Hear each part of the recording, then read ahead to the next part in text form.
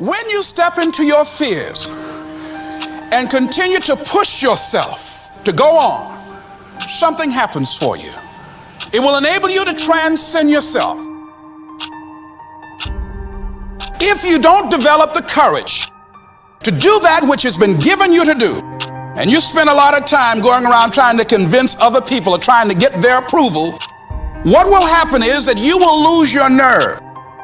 And other people will convince you that what you're doing doesn't have any value, and you'll give up on your dream. Do not go where the path may lead, but go where there's no path and leave a trail. Stop living your life like you have 1,000 years to live. In life, you're either here today and you're gone today. If there's something that you want to do and you can't do it all at one time, do just a little bit of it. A friend of mine, Bobby Kerr, used to be a roommate. Bobby wanted to go into the area of public relations. He loved working with the public. Young lady he wanted to marry named Clarice. Bobby was a great procrastinator. Pretty soon the job where Bobby worked, they transferred him to another location. He went out to celebrate with the people on that new job site. And Bobby suffered a massive heart attack and died. Bobby didn't drink and didn't smoke, was under 40, and he died. Ask your question, how much time do you have left? How much time do you have left? When you start thinking about that, we don't know. We don't know. Bobby took all the greatness and all of the talent and all of his abilities to his grave with him. Stop wasting valuable time, knowing that if we begin to live our lives as if each day were our last, our lives will take on a whole new meaning.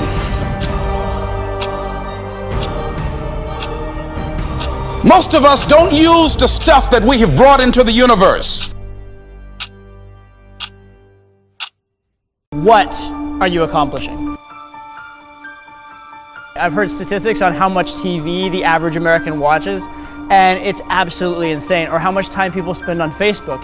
It is absolutely egregious. And the fact of the matter is your brain is always on. You're always accomplishing something. I want to ask you, would you rather accomplish being a millionaire, achieving your dream, changing the world, or would you rather accomplish knowing the intimate gossip of friends you haven't known in 10 years, or knowing where the cutest, funniest cat photos on the internet are? Because you really do have a choice, and it comes down to what are your priorities and where are you gonna spend your time. And what you have to realize here is that when you're growing up, it's very easy to be the child. It's very easy to follow some level of authority, and that probably actually helps us out because at first we don't know shit about life. But at a certain point, you have to look around and be like, I am the adult. I am the adult. There is no sort of like overarching authority that's going to tell me right and wrong and tell me how to live my life anymore. I need to be that authority in my own life. And once you've made that decision, a lot of things are going to fundamentally change. And what I want to encourage you to do is two things. Number one, if you're still in that little boy stage, if you're still following instructions, if you still think that there is an authority that's going to guide your life, stop right now. Understand that you are the ultimate authority. You're the ultimate decision maker. I've got one question for you. If you could have your goal right now, would you take it? Would you even be able to handle it? Think about it. Really envision, visualize, think it through. What is it that you want? Are you ready for it? Have you become the person worthy of it? Could you handle it? If you could have your goal right now, would you take it? See, that's a tough question. It should be easy. The answer should be yes, I'll take it right now. Give it to me. But that's the problem. It can't be given. You've got to go out there and take it like it's yours, like you own it. But are you ready for it? Have you worked for it? Have you put the time and the energy? Have you become a person that's qualified for it? Of course, it all starts in the mind truly believing that you deserve it, truly believing that you are capable of having it. But it takes work. Have you put the work in? Every day are you working towards it? If you could have your goal right now, would you take it? How does the achievement of your goal affect you, affect your family, affect the ones around you? Would you take it? Could you handle it? Are you prepared for it? Are you prepared for all the change it's going to bring? Because when we want more out of life, we get more of everything. We get more money, we get more impact, more influence. We also get more problems, more criticisms, more conflict, more controversy. People doubting you, people telling you you're not ready, people saying that you're not the person to be doing this kind of work, people saying that you're not the real deal. There comes doubt with that. And of course, doubt within yourself and doubt from other people who are very close to you. Are you ready for that? Because it's coming. What we do is we kind of check out because it feels overwhelming.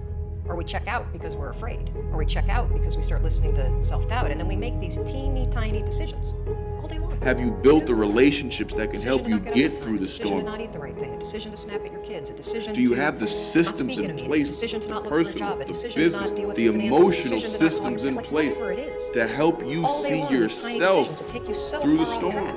And then you wake up like I did, and you Because look most at of your the life time and when you you're think, how going the hell after did I what get you here? want, And I was most watching people on will TV, not and there be able on to the relate to you TV, because there they're was this not rocket doing launching, it. and I thought, oh my gosh. Most people are going for what's right there in front of them. Most people are I playing am it going to safe. launch myself Most people out of bed aren't like a chasing rocket ship, like anything NASA, down. right here, and launch me out of that bed. And I'm going to You move are. so fast that I don't think. You've decided. I'm going to beat my brain. The next morning, the You alarm know goes that off, there's and something more. You actually I pretended look NASA was there. forward to It's putting the stupidest story. I something in literally front went of you 5, 4, that 3, 2, 1. I drives counted you out forward. loud, and then I stood up. And I'll never forget standing there in my bedroom. It was dark, it was cold, it was winter in Boston. And for the first time in 3 months, I had beaten my habit of hitting the snooze button. I couldn't believe it, and I thought, wait a minute. Counting backwards? That is the dumbest thing I've ever heard in my entire life. Well, the next morning I used it again, and it worked. The next morning I used it again, and it worked. The next morning I used it again, and it worked. And then I started to notice something really interesting. You have about a 5-second window in which you can move from idea to action before your brain kicks into full gear and sabotages any change in behavior. Because remember, your brain is wired to stop you from doing things that are uncomfortable or uncertain or scary. It's your job to learn how to move from those ideas that could change everything into acting on them in the smallest moment. Because I went from getting up on time and waking up on time to shaking up my entire life. Because when you understand the power of a 5-second decision, and you understand that you always have a choice to go from autopilot to decision maker, everything in your life will change. You will be a different negotiator, you will be different in sales, you will be unstoppable in the gym, because you will realize the amount of garbage that you put in the way of your hopes, of your dreams, of your potential, of your confidence, of your courage. Everything comes down to the decisions that you make. We all know what to do. None of us know how to make ourselves do it.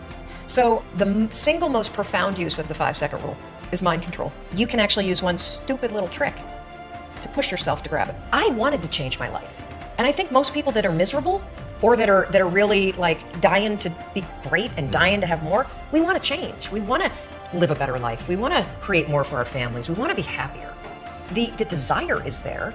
It's your job to push yourself. There are tricks that you can use that actually outsmart the tricks your brain plays on you. You can outsmart your own brain.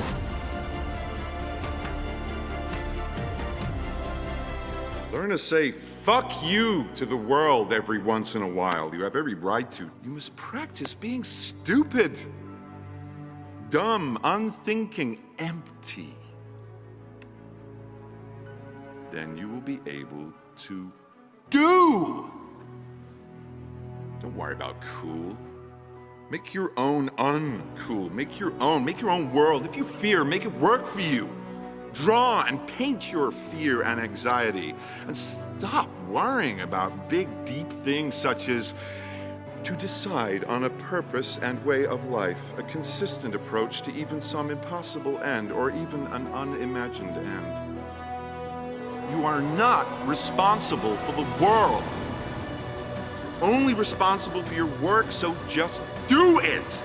Just stop thinking, worrying, looking over your shoulder, wondering, doubting, fearing, hurting, hoping for some easy way out, struggling, grasping, confusing, itching, scratching, mumbling, bumbling, grumbling, humbling, stumbling, numbling, rambling, gambling, tumbling, scumbling, scrambling, hitching, hatching, bitching, moaning, groaning, honing, boning, horse shitting, hair splitting, nitpicking, piss trickling, nose sticking, ass gouging, eyeball poking, finger pointing, alleyway sneaking, long waiting, small stepping, evil eyeing, back scratching, searching, perching, besmirching, grinding, grinding, grinding away at yourself. Stop it and just do.